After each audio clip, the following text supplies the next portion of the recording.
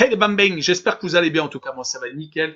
On se retrouve aujourd'hui pour une nouvelle vidéo, c'est sur la Ligue Europa cette fois-ci, les huitièmes de finale retour. Il y a 8 matchs à analyser, on va y revenir. Avant tout, n'hésitez pas à nous rejoindre sur Telegram. Je vous donne par jour 2 codes safe et une code fun, voire 2 codes fun. Voilà, ça c'est vraiment à prendre en compte. Franchement, ces derniers jours, ça passait très bien. À chaque fois, on arrivait vraiment à trouver les bonnes solutions pour que votre bankroll puisse augmenter. N'hésitez pas donc à nous rejoindre. On interagit, on fait des critiques, on vous conseille également, parce que des fois, il y a un peu des enflammades, malheureusement. Il faut surtout pas s'enflammer. Les matchs sont très importants actuellement. Il y a beaucoup. N'hésitez pas à des fois laisser tomber un, car franchement, il y en a trop. Il y en a trop et on peut vite se tromper. N'hésitez pas également à mettre des commentaires, à mettre un petit pouce et surtout abonnez-vous. On est 2500 maintenant. On est de plus en plus nombreux et c'est super cool.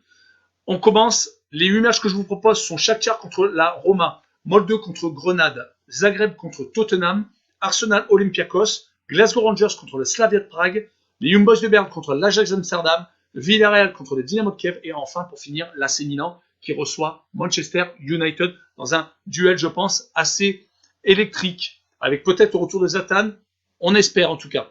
Passons au premier match et le Shakhtar Donetsk qui reçoit la Roma. À l'aller, 3-0 pour la Roma. Je pense que malheureusement les jeux sont faits.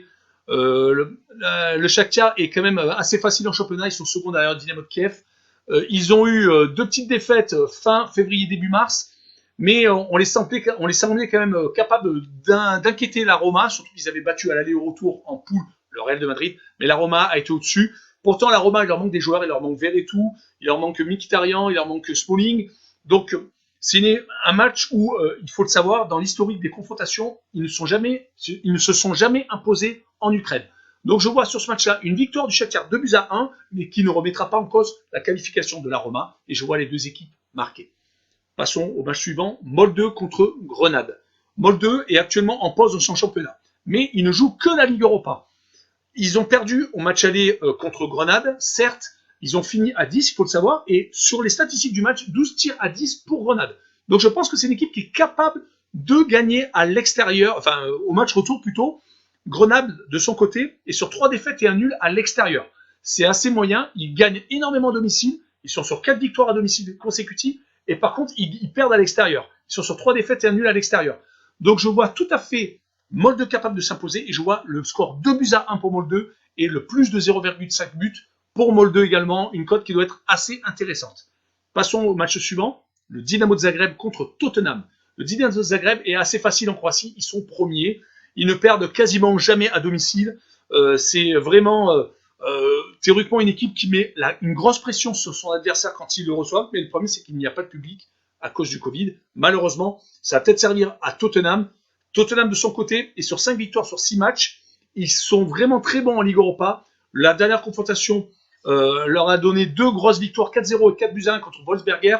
Donc je vois vraiment Tottenham garder cette dynamique. Ils ont perdu juste contre Arsenal et West Ham. Bon, dans le derby de Londres, bon, c'était un peu embêtant. Mais est-ce qu'aussi ils voulaient pas un peu gérer l'effectif, même si c'est un derby quand même très important. Moi, je vois sur ce match-là une victoire de Tottenham 3-1. J'hésitais longtemps parce que je sais que les Croates sont capables d'exploits, mais je vois quand même sans public Tottenham s'imposer avec le gros effectif qu'ils ont. Le plus de 1,5 but également pour Tottenham sur le match. La cote doit être pas mal. Continuons avec Arsenal contre l'Olympiakos. Arsenal actuellement est dans une très bonne passe. Ils viennent de gagner Tottenham dans le derby de Londres. Les deux équipes se haient. Ils sont sur 4 victoires et 1 nul lors des 5 derniers matchs. Ils ont également marqué 12 buts sur la même période. Donc c'est vraiment une équipe très en confiance actuellement.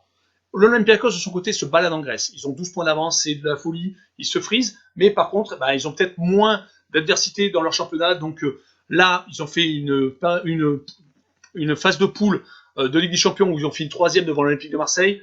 Mais bon, là, c'était trop haut pour eux. Apparemment, Arsenal, ils ont perdu 3-1 au match aller. Donc je vois une victoire d'Arsenal sur ce match-là, 2-1, et je vois le plus de 2,5 buts sur le match.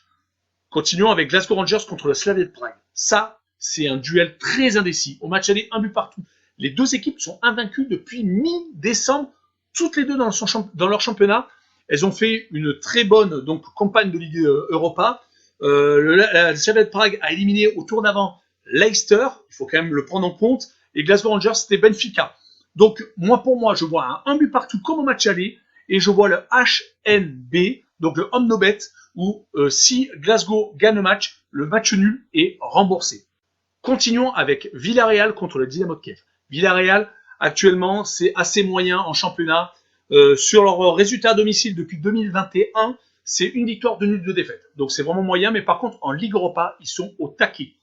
Du côté de Dynamo de Kiev, c'est premier en championnat d'Ukraine, donc assez facile devant Shakhtar Donetsk. Ils ont fait une très bonne reprise, mais par contre, ils ont perdu à l'aller. Ce qui est un peu embêtant, 2 buts à 0. Malheureusement pour eux, ça va sans doute leur coûter la qualification. Je vois sur ce match-là un but partout, où je vois Kiev donc accrocher Villarreal et les deux équipes marquées. Finissons avec l'AC Milan contre le Milan AC.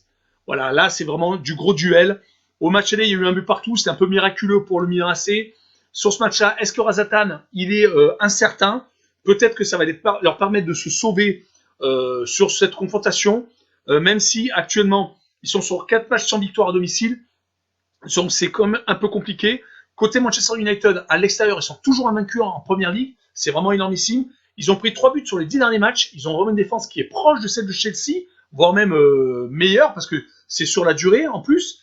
Par contre, ils sont quand même gagnés à Manchester City. Je pense que c'est leur match référence. Et je vois sur ce match-là les Mancuniens s'imposer 2 buts à 1. Et je vois Manchester United, excusez-moi, marquer plus de 0,5 buts.